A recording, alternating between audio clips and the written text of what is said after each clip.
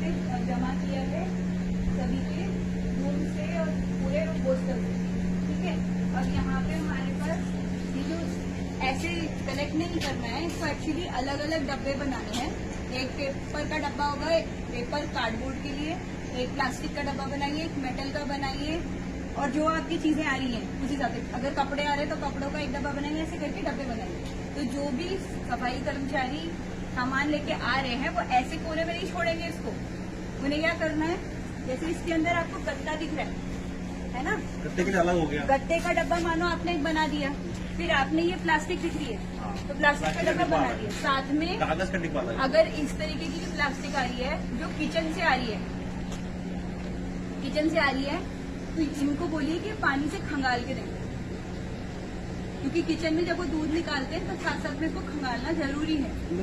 क्योंकि ये प्लास्टिक क्या है, एक तरह से रिसाइकल करने के लिए, और इसमें जो गीला वो है वो जैविक है, वो फिर चिपक जाएगा ना मशीन के अंदर, रिसाइकल प्रॉब्लम आएगी, तो इसलिए इसको पानी से निकाल कर देंगे। बाकी क्या है, प्लास्टिक, पेपर, और इसमें अगर कोई खाना बच रहा है तो साथ में एक ऑर्गेनिक का डब्बा भी यहाँ रख दीजिए, खाना जो हरा डब्बा है, ठीक है। तो ये अलग अलग होना है। आइए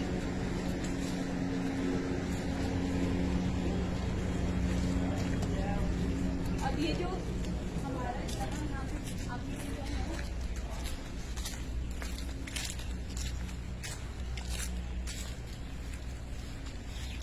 देखिए, ये पुराना अपना गड्ढा है जहाँ पे कंपोस्टिंग के लिए आपने पहले पुराना गड्ढा है, ये तो अभी नया तो बनाया नहीं है, ये पुराना गड्ढा है। तो इस गड्ढे में अब खाद ऐसे नहीं बनानी, कायदे से 6 फीट बाई 12 फीट और 3 फीट ऊंचा जमीन से एक हनीकॉम स्ट्रक्चर बनाइए, 2 बनाइए हनीकॉम स्ट्रक्चर। एक स्ट्रक्चर 6 फीट बाई 12 फीट का ऐसे आ जाएगा लंबवत में, और दूसरा भी आ जाएगा।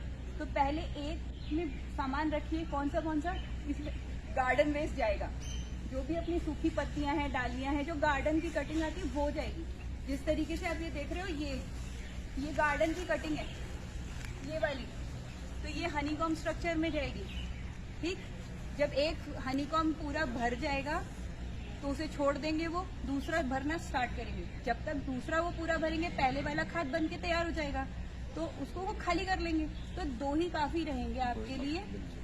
तो आप ईंटों की अरेंजमेंट करके एक बस इस तरीके का एक दीवार सी बना लीजिए, 6 फीट बाय 12 फीट, जमीन से 3 फीट ऊंचा, जमीन से 3 फीट ऊंचा, वहाँ पे 2 बना लीजिए, तो इससे ही होगा। और वहाँ जो खाने का जो आप देख रहे हो, केले और जो छिलके और वो सब यहाँ नहीं डालना है।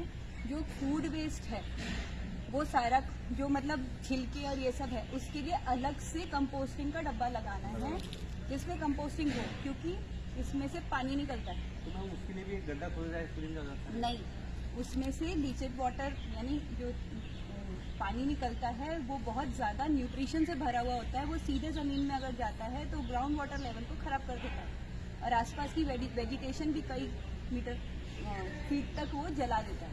तो इसलिए वो जमीन में ऐसे करना अलाउड नहीं है, क्योंकि देखिए ये इसमें आपका कुछ पानी नहीं रिसता, ये सूखा कूड़ा है। सूखा मतलब जो आपका खाद बनेगा, लेकिन इसमें से पानी नहीं निकलता है, ठीक है।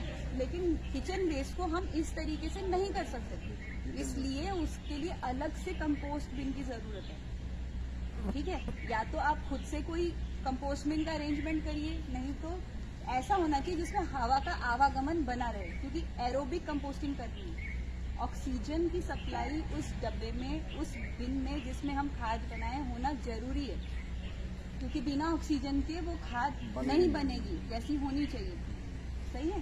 तो अगर जैसे कि आप कह रहे हो आपके पास वो उधर का एरिया खाली है, वो वाला उधर शो करिए, उधर का एरिया खाली है, तो वहाँ पर आप अपना कंपोस्ट बिन रख सकते हैं, जिसमें किचन वेस्ट आ सकता है। जरूरत पड़ने पर 1 या 2 भी लगा सकते हैं, ठीक है, पर पहले 1 से शुरू कीजिए, ठीक है। और जितनी भी लकड़ियाँ दिख रही हैं अब आपको, इसमें आपको दिख रहा है ना, मोटी लकड़ियाँ हैं काफी सारी। ये जो मोटी लकड़ियाँ दिख रही हैं, इनको अलग से जमा कर लीजिए, और कितनी लकड़ी आपके पास है उसको जरूरतमंद को दे सकते हैं, या जो भी आप उसका इस्तेमाल करेंगे उसको रिकॉर्ड कीजिए।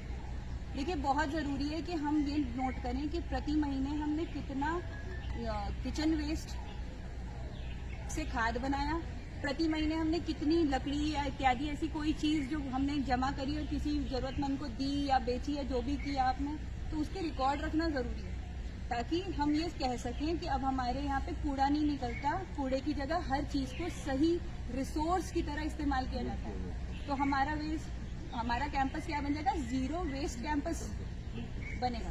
तो इसलिए सबसे, जैसा अभी मैंने बताया, हनीकॉम स्ट्रक्चर यूज कीजिए, बिन्स यूज कीजिए, अलग अलग तरीके से यूज कीजिए, और फिर भी कुछ पूछना हो तो आप मुझसे संपर्क कीजिए। ठीक है।